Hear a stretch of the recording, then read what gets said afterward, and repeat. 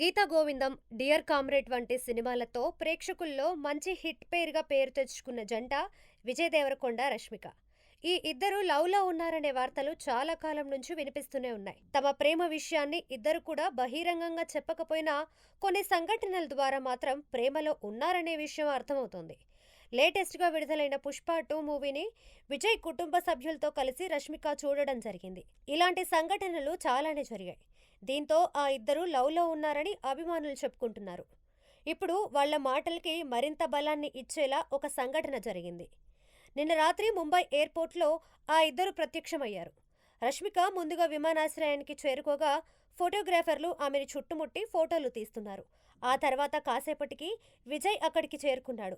దీంతో ఇద్దరు కలిసి ఫోటోలు ఇవ్వడం జరిగింది. పెద్ద ఎత్తున అభిమానులు ఫోటోలు కూడా దిగారు. ఇక ఎక్కడికి వెళ్తున్నారనే విషయాన్ని ఇద్దరు చెప్పకపోయినా క్రిస్మస్ సెలబ్రేషన్స్ కోసం విదేశాలకి వెళ్తున్నారనే వార్తలు వినిపిస్తున్నాయి. కెరీర్ పరంగా చూసుకుంటే రష్మిక రీసెంట్గా పుష్ప 2తో 1500 కోట్ల క్లబ్లోకి అడుగుపెట్టింది. The girl friend, rainbow, Sikandar, Kubera, Chhaava వంటి పలు క్రేజీ ప్రాజెక్ట్స్లో చేస్తోంది. వీటిల్లో చావా అతి త్వరలోనే థియేటర్స్లో అడుగుపెట్టనుంది. ఇక విజయ్ దేవరకొండ ప్రస్తుతం తన 12వ చిత్రంతో బిజీగా ఉన్నాడు. వరుస పరాజయాలతో ఉన్న విజయ్కి ఇప్పుడు ఆ సినిమా హిట్ చాలా ముఖ్యం.